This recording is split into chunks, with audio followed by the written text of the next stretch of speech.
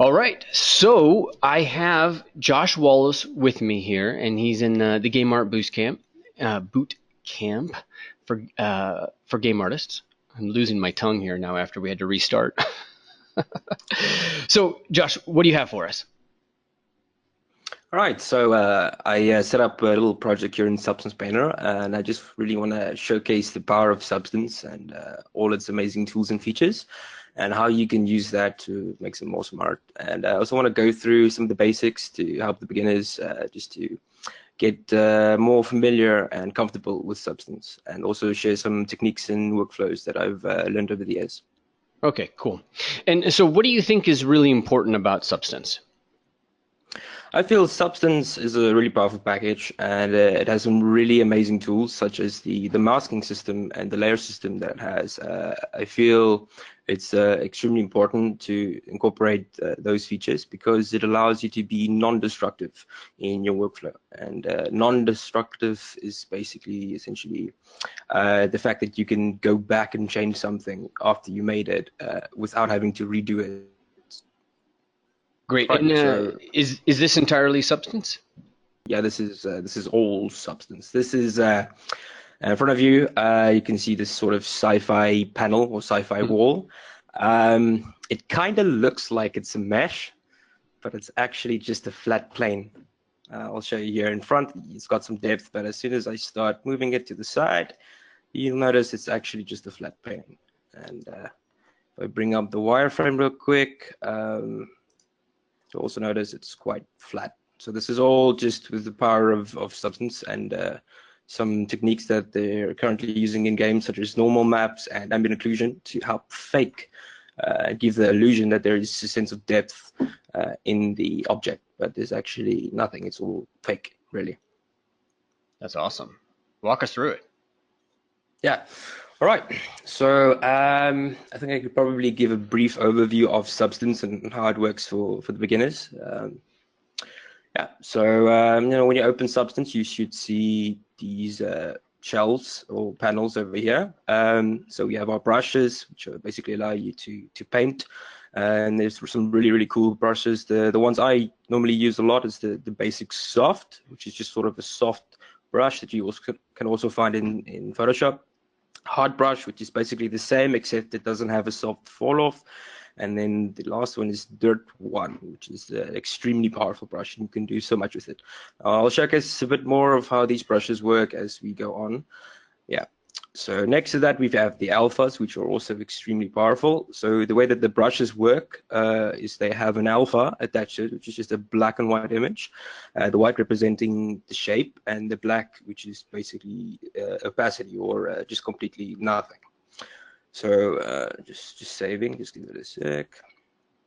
So yeah, I have a couple of non-stock uh, alphas that I've purchased, and there's some really cool ones made by a guy called Jonas Ronnegaard, and I'll showcase some of his stuff a bit later. Next to alphas, we have our shelf, which basically has all of the different things, such as the project tab gives you all of the files that you have important to the project. So this is mostly custom maps, as well as the maps that you baked using Substance's map baker. And we have alphas, which is exactly the same panel as the alpha one over here. Grunges, which is really cool. It's a bunch of procedurally created grunge maps that you can use, and I'll explain and showcase that a bit later. Procedurals, which are also almost the same as grunges, except they're it's a bigger variety of different things, and it's all procedural, so you can change settings and values. So it's got some dirts and some cells and wood and a bunch of different just noise really that can give you some really cool things that you could use in your textures. Then you have your textures tab, which is just all your textures um, in the project and also in Substance itself. Hard surface this is a bunch of normals or alphas for normals that Algorithmic have added a while back. I think most of these are based on Jonas Ronnegaard's alpha pack, which I also have here. And then they just incorporated this into the program. And we got filters, which are a bunch of filters. I'll showcase that a bit later. brushes, which is the same as this brush panel over here. Particles, which are also brushes, but they're quite dynamic because they're kind of animated brushes. You can think about that in that sense. They sort of evolve over time. So tools, which are also sort of automated and procedural tools, similar to brushes, but they're kind of a combination between brushes and particles and things like that. Materials, which are materials, a bunch of awesome ones in here. Smart materials is also materials, although it's basically a collection, or basically just a folder with a bunch of layers and materials in them. So it's sort of a little library of different materials and effects and things, which are really helpful sometimes if you just want something quick. And you can also create your own smart materials as well. Now, the next one is smart masks. This is a masking generator, is what they call it in Substance. It's just a bunch of procedurally generated effects that you can use as masks, and I'll explain that more when we go into masking. It can really help you create edge wear and damage and dirt and things like that. Now we have environments, which are basically HDRIs, just to showcase in your viewport. Just basically, HDRI is an image that has light in it, and that just lights up your scene. Then color profiles are sort of like LUTs, I believe it's called in photography, I think. Just basically changing the look of the image. Although I don't really use these LUTs or these color profiles, but they're quite cool to play around with if you're doing an interesting render. All right, so up here you have your usual menus like File, Edit, Mode, Windows, Viewport, Plugins, and Help. A really cool thing is that Substance Painter has quite a few shortcuts, which are really useful, and you can access them if you go to Edit, Settings, and Shortcuts. Here you can see a list of all the different shortcuts that are available, as well as which shortcuts they are, and you can even edit them if you press this little pencil icon here on the right side. Then you can change the hotkey and set up your own custom ones. And general is just your general settings like your language.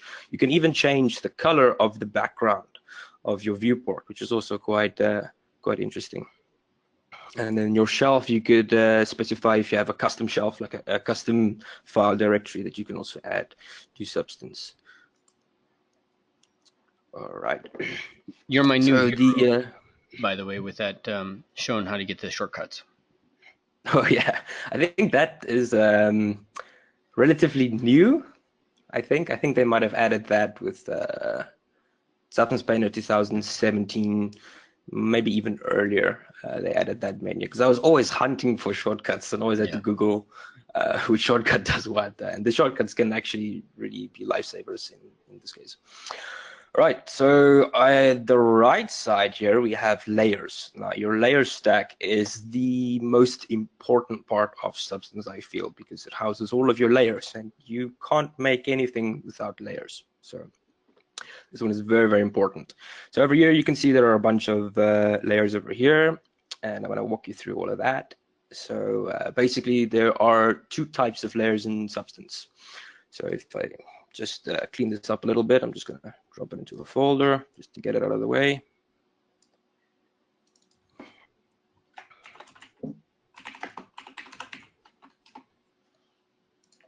All right, so there are two types of layers. We have a normal standard fill layer, just a normal standard layer. It used to be called a paint layer, but now I see it's only called layer.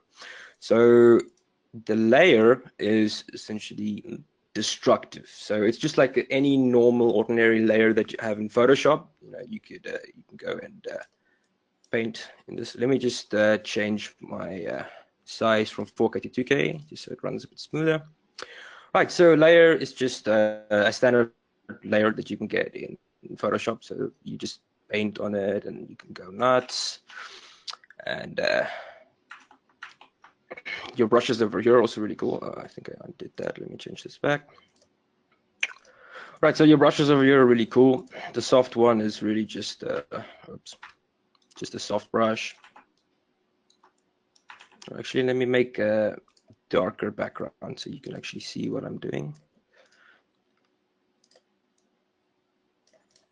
All right.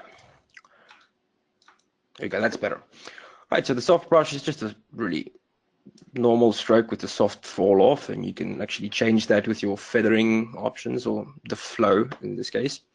So up here you can see that there are quite a few settings. This is a new feature in Substance Painter 2018 where they added these settings up here, but normally you would find them over here in the properties, which are on this side over here. Here you got your size, which basically just changes the size of your brush. You got flow, which changes sort of the opacity of the stroke. So if I make it lower, it's a lot less. And you have your stroke opacity, which is kind of similar to flow, also just dims it a little bit.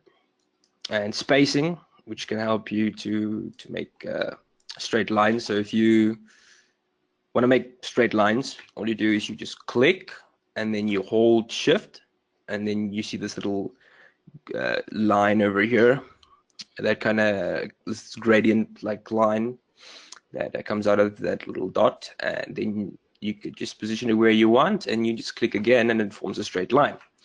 Now something I just figured out yesterday was that if you do that, so you place the dot, hold shift, drag it out, and if you hold in control, it snaps to an angle to a degree. So that really helps if you want to get precise angles and want to make a really straight line. So that's really helpful. And then your spacing, what this does is it basically changes the spacing between each dot. So this is essentially just dots. And if you draw a straight line, it will just connect the dots really and make it look like it's a straight line, but it's actually just a bunch of dots. And if you change your spacing, it'll change how far apart these dots are. So if you see it change it a little bit and I do that, then it's a lot more dots instead of just a straight line. So that's really cool and really helpful if you're doing like stamping down details and stuff. Then you got your angle. This one doesn't really apply to the normal brush because it doesn't have a directional alpha, so it won't change. But normally what would happen is if you would have an alpha, then you can change the angle and the rotation of that. I'm going to demonstrate how alphas work. So using the soft brush is you could either just click and drag this into the alpha, which is over here, alpha. You just click and drag it to there and just drop it on it. Then it will give you your alpha. And then the angle over here, if you change it, it will change the angle of the alpha. Now, there are a couple of shortcuts that you could automate this whole size, flow, and angle. Is if you hold down Control and you move your mouse to the left and to the right, this controls your size of the brush, which is a lot easier than having to go up here or down here for the size. And also, if you hold down Control and use your scroll wheel, if you scroll up and down, this also changes your size of your brush. After that, if you hold down Control and right-click and move up and down, was it? This is not working now. Oh, it's probably, never mind. So left, right, up and down, while Control and holding your right mouse just does the size. So if you click Control and you use your left mouse button, and you click that and hold that down, if you move up and down, this will change your angle or your rotation of the alpha. And if you hold down Control and with the left mouse button again, if you hold that down and go left and right, this will change your flow, which is also very, very useful for painting down details. Now, if I can just get this working.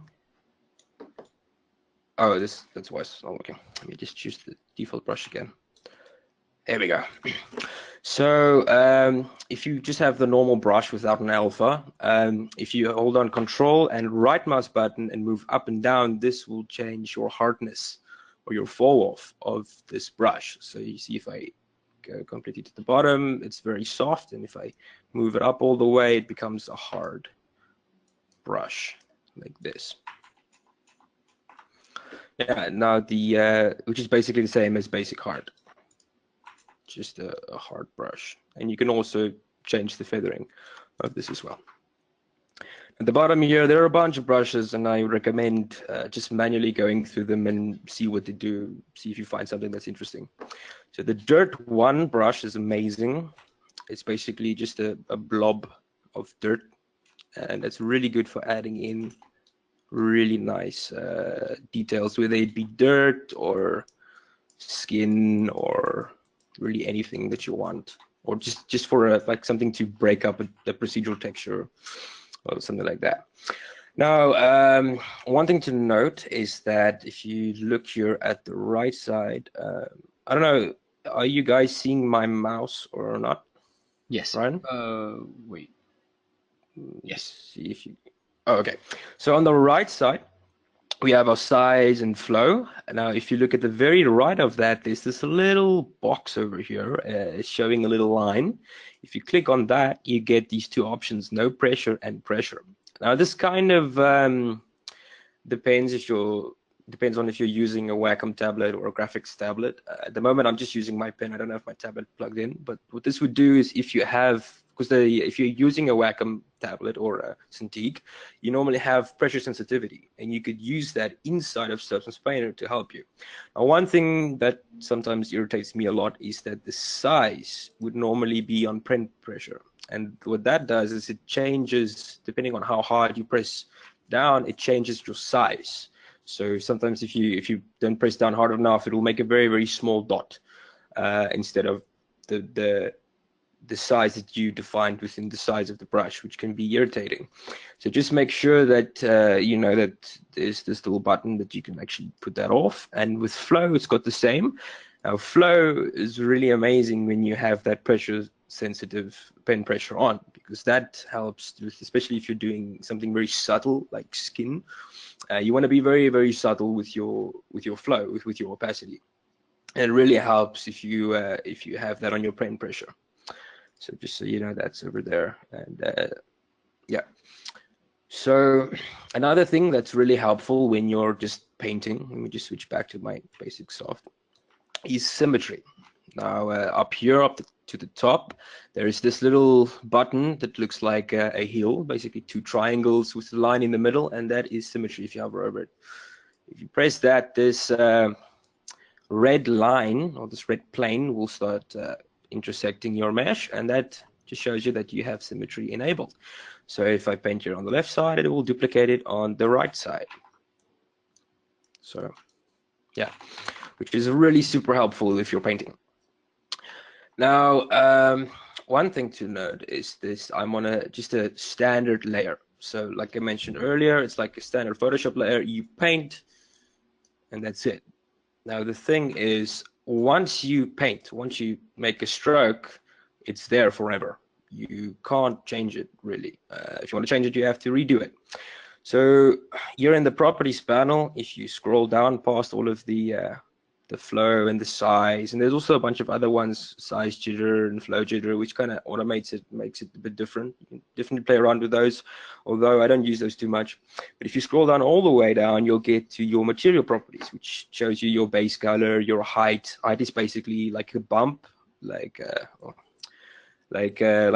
normal information basically, and height in Substance will also transfer over to your normals, and when you export your texture, all of your height information will be baked down into a normal map, which is super awesome.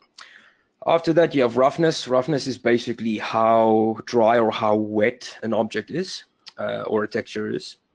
Metallic, after that, is just how much of a metal your texture is or your material is, and then normal, which is just a normal map. Now, you can change these settings and you can paint them. Now it's red, change it to blue, and then it's blue. The thing is now, because I'm on a standard layer, just like Photoshop, it's been painted, or just like real life, if you paint something, it's there. You can't go and change the color and to green and expect your blue stroke to turn green, because this is just a destructive layer, which can be useful sometimes, especially if you're stamping down details like labels or pictures, stuff like that. But there is also a way to automate this and make it more non-destructive, but I'll show that a bit later. And next, after that, is the fill layer, which is the non-destructive version of it. So here, once you add a fill layer, it then adds that material, although that color and properties that you set, to the whole mesh. So it will cover the whole thing. So you can see now it's white. If I take it off, it's back to the silver, or the metal, the color. So if I add it, it's white. And now you can go and you can change your color to whatever you want, and it updates real time within the viewport. So you can change it to whatever you want it to be. Yeah, so this is really helpful for changing your materials and your properties later. Now, the huge thing where you can define where you want this color to be is within masks. Now, masks are super powerful. So the way you add a mask is you right click and you get this little menu on the side here, and here you'll see it says add white mask and add black mask, add bitmap mask, and then add mask with color selection. So I'm just going to add a black mask, and then you see it completely takes the color, this texture or material completely off the model, and I get my brush back. So now I can go and paint, and you'll see it starts showing up this material, this orange material. And the cool thing is it is completely non-destructive. So you can go back to your material and you can then go and change the color, and you see that all your strokes here are changing to that specific color, which is just amazing. Now, it's not just the color. You can change your height, which then makes it stand out or go inward. Change your roughness, which makes it wet or dry.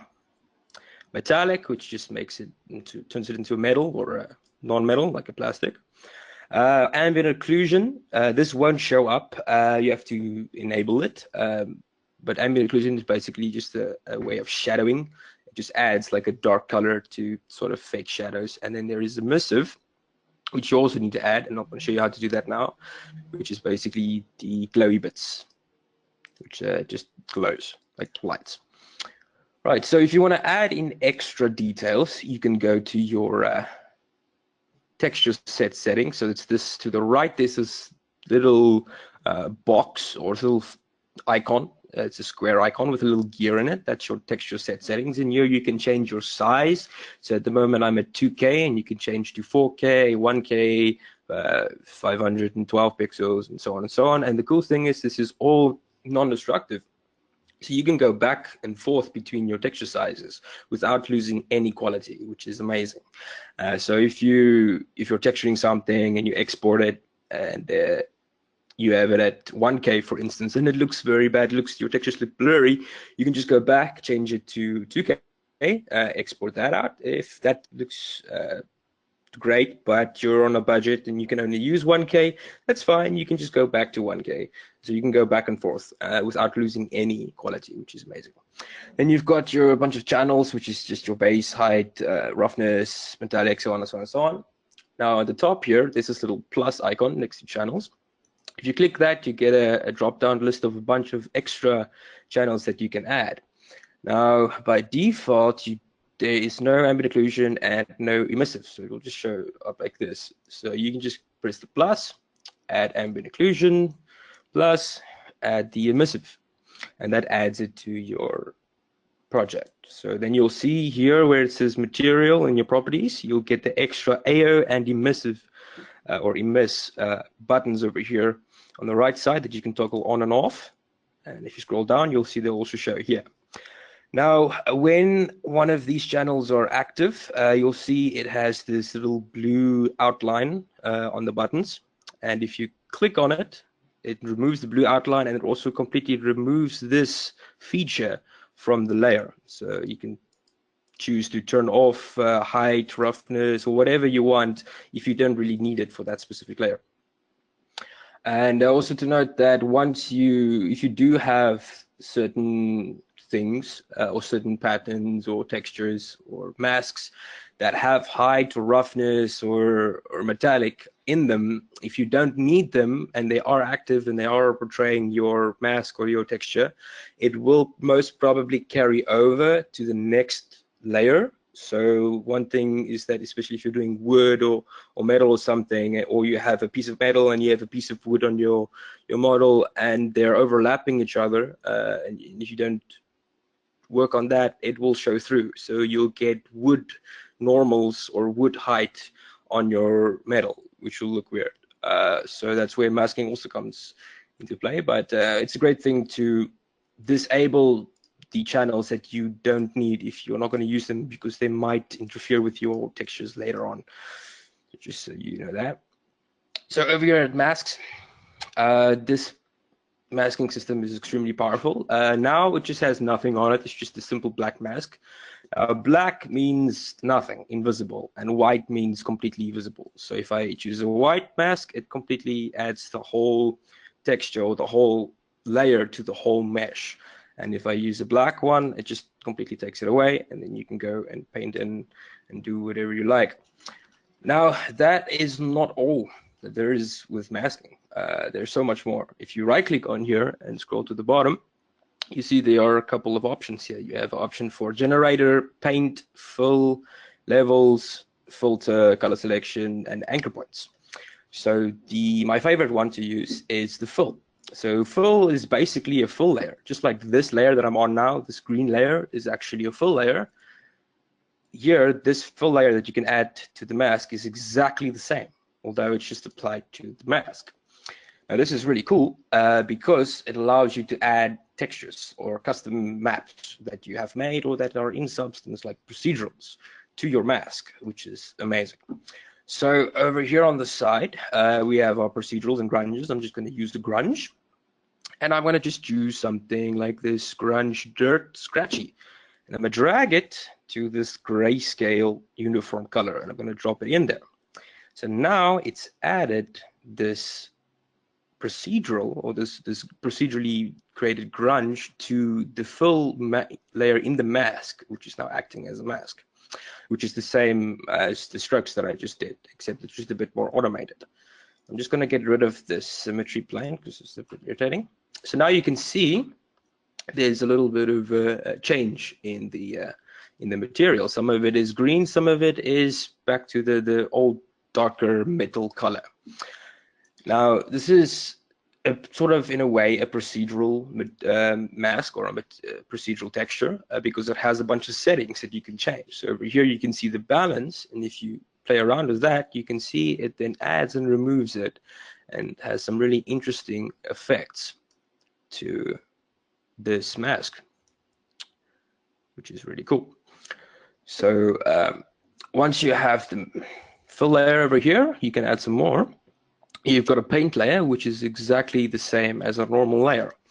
Now, if you don't have anything on here, it acts as a paint layer. So you can go and paint, and then it's there, and you can go and erase it, and you can still change your color.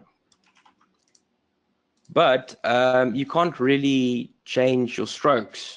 So, or you can't really control the opacity of your strokes or any of that. You can use the opacity of the material, but sometimes if you're layering on different effects in your mask, you want to be able to control the blending mode and the opacity of a stroke or a hand-drawn mask, basically. Now, the way you do that is if you just clear the mask, is you add a paint layer. Now, paint layer is exactly the same as the default black mask. You can also draw out your stroke. So if I'm gonna, let me show it this way. I'm gonna go back to the main mask, and I'm gonna make a smiley face, just like that. And I'm gonna add a paint layer, and I'm gonna make a smiley face over here, just like that. The cool thing about the paint layer is I can switch it on and off. So if I don't like it, I can just hide it. I can change the opacity of it without affecting the material. And I can change the blending mode, which the blending modes in Substance work exactly the same as those in Photoshop. So you could choose to multiply things together, to use overlay, a screen, whatever you want to do. So this paint layer over here is extremely useful when you're layering things, or just if you want to be a bit more non-destructive. which can be a bit of a hassle and a task to add on every single layer that you're doing. But in the end, it just gives you more control if you need it. Right, so I'm just going to hide this. Now, also another thing is, if you want to get rid of this first smiley face that I painted on the regular mask, you'll probably have to manually erase it. Or if you right-click and you click clear mask, then it completely removes it. But when you clear a mask, it also removes all of your effects and layers that you have on your mask, which can be very sad sometimes if you worked on it really hard. But now, if you have a paint layer, let me just erase this. If you have a paint layer, you can just press this little X or this little cross on the side and delete it. And let me show you if I add another fill to it and move it to the bottom, take this away. So I can close down this paint layer. It deletes those strokes, but it still keeps my full layer here without deleting it, which is also really, really useful, and why you should most likely just use a paint layer instead of just painting on the mask itself. Now, paint layers, another really cool feature is that you can have more than multiple ones, and you can also blend them together. So if I take this dirt scratch, just add this on here and change the settings a little bit, and then I can add another one. And just, I'm going to go to procedurals here and just add this sort of pattern over here, this little diamond fabric pattern. Now I can combine them using blending modes. So just like Photoshop, you have your blending modes, your multiply, you press it, it multiplies it, and here you can get quite an interesting effect like this by using a grunge or a dirt-like procedural, and then you have your pattern that you could either make yourself in Photoshop or just use some of the default ones. There's some really nice default ones. And you just, by using these blending modes, you could blend between them and get some really, really interesting effects. So this is on multiply. If I change it to divide, it gives me this other really interesting effect.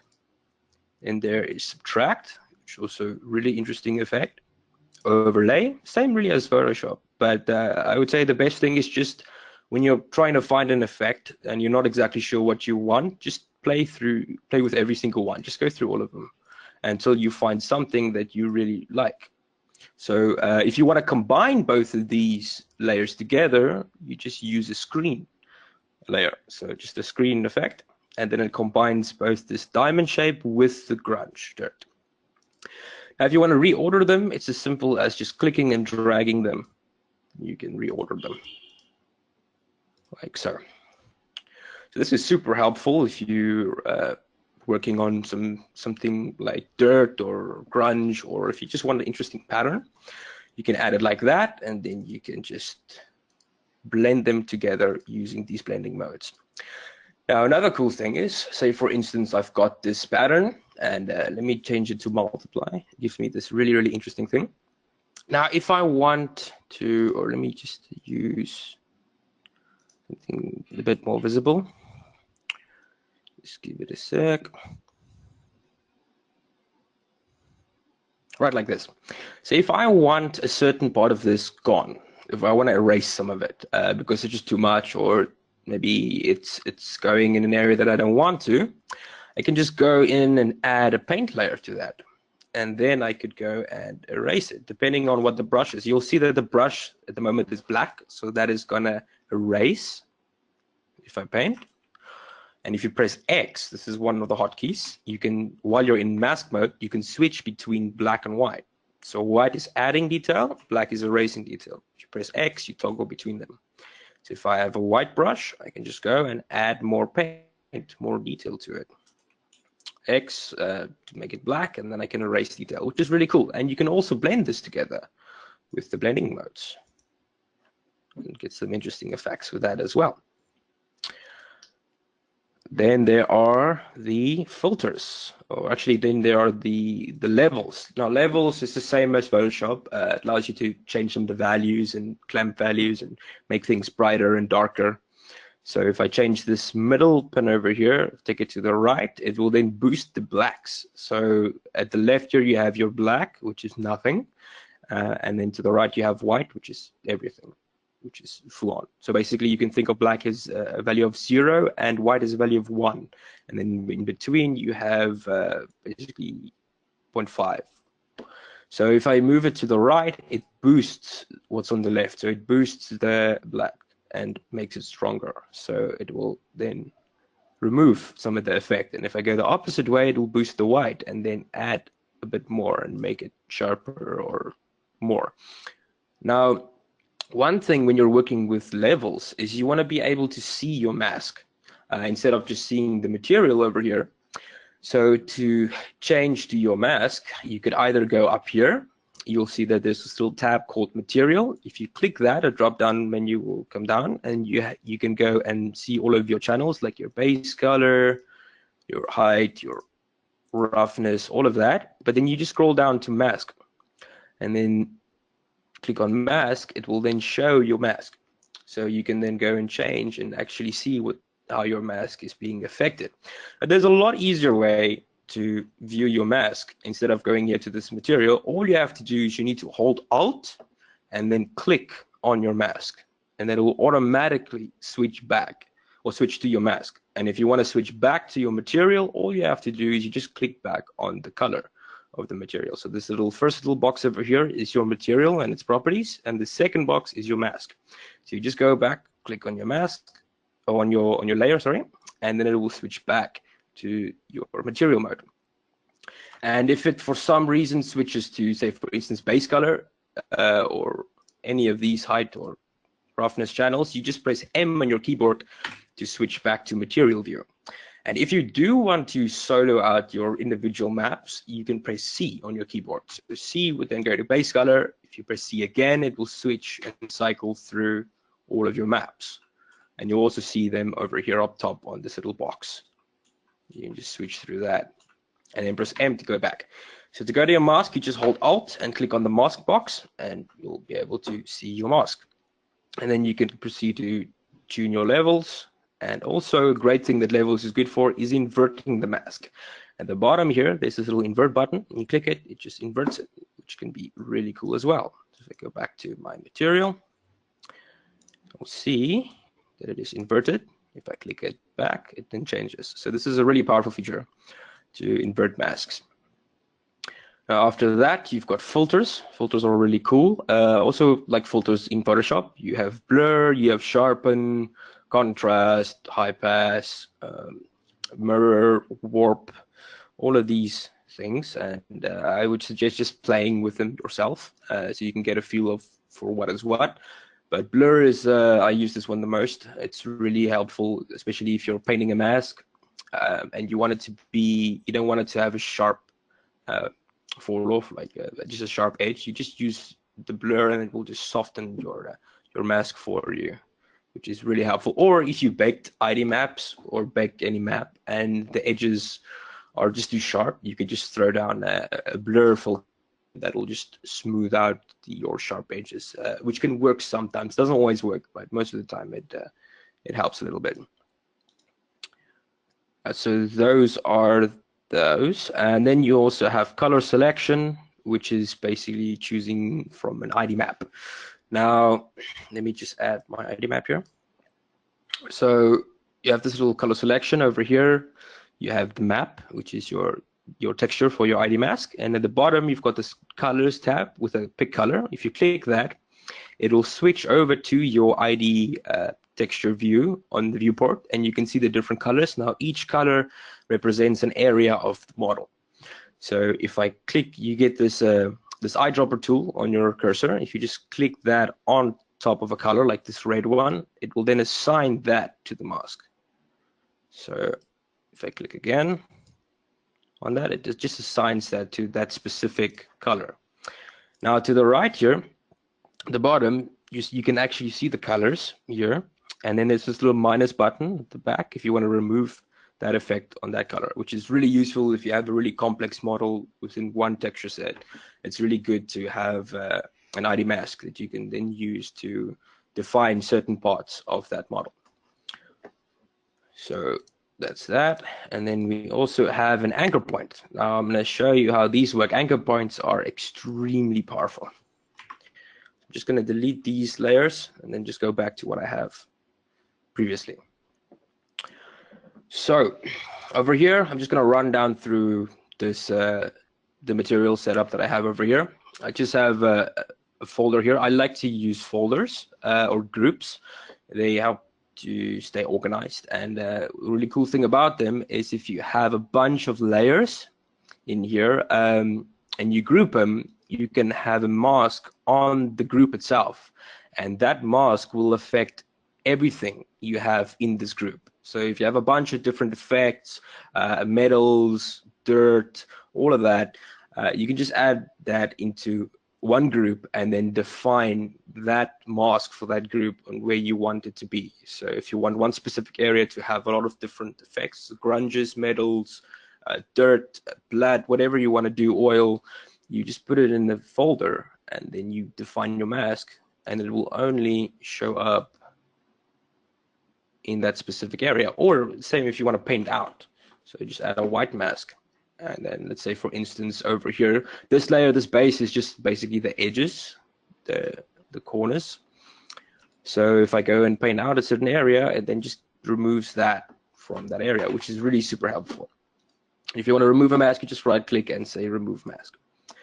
So just a simple base color or a base material. We've got this one is not actually aluminum pure. I think this one is just it's a steel rust and wear. So just over here on the materials tab, you have a bunch of them that you can use. Fabrics, metals, all of that stuff, really great. Also, if you have a full layer selected, if you just click on one of these materials, it will automatically assign that as the layer. So you can see it changed here. If I undo that, if I click, it will automatically assign it here. So that's also, that could be useful sometimes, and it can also be annoying sometimes. So just make sure that if you don't want to change it, that you are not selected, or it's not selected, and you don't click and just click on the material and leave it, because it will assign it to this full layer.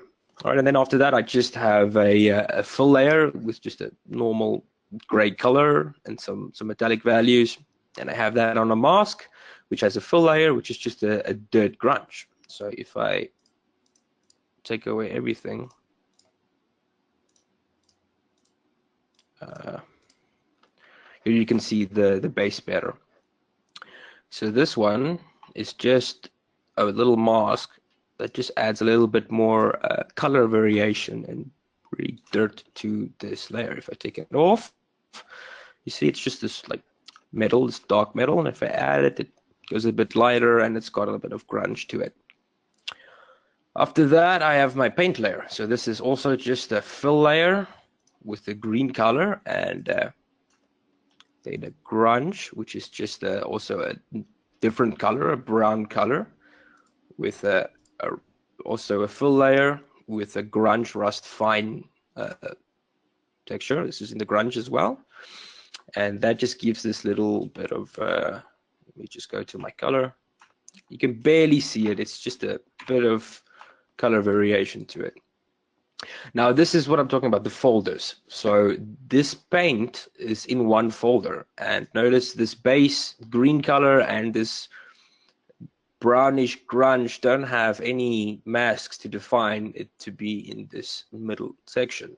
So I put that in the group, and in the group's mask I defined the color selection to just tell it to go to that specific spot. And then I also used the paint layer on top of that to clean up some of the errors that I had. So if I remove this, you can see that there is this white line just running across here. That was a bit of an error within the baking. So you can easily fix things like that just using a paint layer and painting that out. After that comes an amazing feature in Substance Painter, which is the ability to stamp down height details and any detail really. So you can really add some interesting details to your textures by just using or just painting in your own height detail. So this over here, this is my details in. So this is all the details that have an indent in the mesh. So this is just a regular fill layer with a dark color. The height is set all the way down. It's got a quite a bit of a wet roughness. It's got a tiny bit of metallic, and it has a lot of ambient occlusion. So if you set ambient occlusion all the way to black, it casts a really thick shadow. So in the masks, I just painted. I didn't use a paint layer. I just really stamped stuff down. And the way you can stamp things is just using a basic soft brush or a basic hard brush, and you use your alphas. So if I scroll down, I've got a couple of really, really nice custom alphas over here. So I'll show you. Let's say, for instance, you want a screw or a bolt. If you have an alpha for it, you just click it, and it automatically assigns it to your alpha. You can either just click it, or you can drag it and drop it on your alpha of your brush. So then you have it over here. If I change it to white, I could just go and stamp it down. And then I have a bolt. Or I can change it to something like this, which is really powerful. And you can go back, because it's non-destructive, and I can go and tweak the height. So if I think that's not deep enough, I can just change my height to make it a bit stronger. Or if I wanted to go outward, like in this outward, I just move it, and then it will invert it and go outward. And it will affect everything that you have in the mask, because it is non-destructive. So I use that same process just to stamp down all of these details in here. And the way I did these lines is just by using the soft brush. I just made a small brush. You click, you hold shift till you get this little line, hold down control to make a straight line, and you click, and then you have a line. So these are really cool for making panel lines all around, just like so. And if you have symmetry enabled, another one, this one, then you could just have it affect both sides, like so. Hey, that looks kind of cool. So after that, I have exact same type of layer, also the same color, same settings, except the height is gone upward, so outward. So these are just for some interesting things, the interesting details that are protruding outwards. So it's basically the same way that I did that. Then after that, I just have this little tiling bit over here at the bottom, this one. So that is achieved by adding a fill layer with a tiling material, which is just a map that tiles over and over and over again. And then I added a paint layer underneath it to just define where I want this thing to be. So if I remove the paint layer and change this back to normal, it covers the entire texture, entire mesh. So I just use the paint layer at the bottom to define where I want the mask to be for this specific tiling texture, and then I just change the fill up top, which is my tiling texture, to a multiply, and that just adds this procedural or this tiling material to my mask, and then it looks like that. So that is the normal detailing. That is extremely powerful. So to add details and small things, because modeling these little small pieces could be quite difficult and challenging, and to get them to look good in the bake is also even more challenging. So if you could fake it and just paint it in yourself, you could go a long way with that, and it's a lot easier, a lot faster, and it just works. Hey guys, so I ran out of timer for Ryan, and I still wanted to show a few things, so I thought I'd just record this bit afterwards and then just edit into the video. So going from where we left off last time, after normal detailing, I've got this layer over here, rust quartz. This is just a material. It's already over here. If you go to materials and you just search for rust, you've got it right over here, rust quartz. Now this is really cool if you want to give it a bit of a rusty effect, just to sort of break up the surface a little bit. So if we go to the mask of this rust quartz, we can see that there is this dripping rust effect or generator. Now, generators are really cool. What they do is they use your maps that your baked maps that you've baked previously. Now, I recommend to bake your maps, your normal map, your curvature, ambient occlusion, all of those maps when you start your project. So baking, what that does is just basically takes all your detail from your high poly and all the information from your high poly, and it bakes it down onto your low poly as textures. So this is basically what I did with this flat plane. I modeled out a wall panel with inlets and everything and bevels inside of Maya.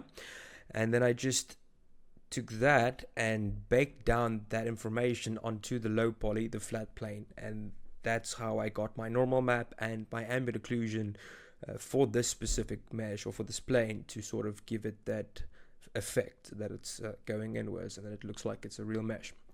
So a good thing to always bake your textures first when you start a project, and Substance Painter has a really great baker.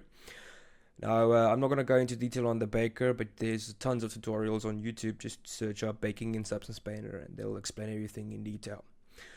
Now, once you bake your maps, it's really great to do that because a lot of smart materials specifically, go down to smart materials, they're, like I mentioned previously, they're just folders filled with layers. And a lot of them have generators or smart mocks applied to them to give you rust and edge wear and dirt. And if you don't have your maps bake, specifically your curvature map, it won't show any of that. So make sure you bake your maps. So the curvature is really powerful. Curvature is basically, it tells Substance Painter where all your crevices and all your edges are. So it's really powerful. Now, over here, this dripping rust, it's got all generators really have a lot of different settings, and it also uses these grunges that I showed in the beginning to sort of help you break up the surface and just break up the edge wear. So you have a bunch of different settings over here. I got my rust spreading that just kind of changes the rust. Let me just go to the mask view here. Here you can sort of see what it looks like. So you have your rust spreading that just changes the spreading, rust contrast, it just changes the contrast, smoothness, a bunch of different really cool effects over here. And generators are really powerful and really great for adding that extra bit of life to your models and just to break it up. So after the rust, I've got this metal wear. So this is just adding a little bit of edge wear to the mesh, or to the model. So if I take it off, it's very subtle. You can barely notice it. So this is just a normal full layer with a white color. There's a bit of roughness, or shall I say wetness, full on metallic, and a little bit of ambient occlusion just to darken it a bit. So if I go and look here at the mask, I've got another generator over here. This is a metal edge wear. So also just from the smart masks over here, if you just go down, search for edge wear, you'll see there are a couple ones here. There's edge scratches, edge strong, edge uber, a bunch of different really cool ones that you could use there. Or you can just right click on your layer and go down here to generator. And then you can choose from a bunch of different other ones that are over here. And you also have the mask editor, so you could basically make your own generator. Like that. Now, one thing to mention is that pretty much most of the tools in Substance Painter, specifically the generators, the brushes, the alphas, grunges, and procedurals, most of them were made with Substance Designer. So if you get Substance Designer, you could also make your own custom brushes and alphas and materials and everything. Basically anything in Substance Painter that has adjustable settings was made with Substance Designer. And a lot of the stuff are available for you to view inside of Designer. Algorithmic made it really accessible for you to open up their tools and their projects to see how they made most of these tools, and so you could get an idea of how to do that and then make your own, which is really powerful, really awesome. So over here on my metal wear layer, we've got this metal edge wear just to sort of give it a bit of edge wear here, and then it has a sharpen filter on top, which just sharpens it just like Photoshop. Now, one thing that's really cool about Substance Painter is anchor points. Now, anchor points are super powerful. What they do is they reference certain information from previous layers. In this case, I'm referencing height from all of these manual details that I stamped down in the normal detailing. Now, in the metal edge wear generator, if you scroll way down, you'll see over here your image inputs. These are just your maps that you've baked previously. And at the bottom here, you get this setting called, or this option here for micro normal and micro height. Now, I've selected micro height. All you do, just kill it over there, just click on it. Then it opens your resource tab. So this is basically all of the textures and alphas inside of Substance. But to the right of it, there's another little box over here called anchor points. If you click that, you get options for anchor points if you've set an anchor point. So let me just show you here. If I go back to my normal detailing and I go down to my details out over here, if you notice, details in, you'll notice on the mask, I actually have this little thing over here called details in mask. So this is an anchor point. And notice the anchor icon over there. So the way you add an anchor point is you just right click and go to the bottom here. It says anchor point. You just add that. Now you can add anchor points to your masks and just to your normal layers. So it's important to make sure that you add it to the right spot. So in this case, I'm using a full layer for the details, so all of my strokes, my manual painted strokes, are in the mask. So that's why I added this anchor point to the mask. So now if I go back to the top here, over here to the generator, here by micro height, if I click there, I go to anchor points. See over here, it shows up the details in mask. So if I click that, it will reference the height detail for all of those details that I stamped in the details, the normal detailing of the specific one, just this one layer, not all of them, just this one specific details in layer.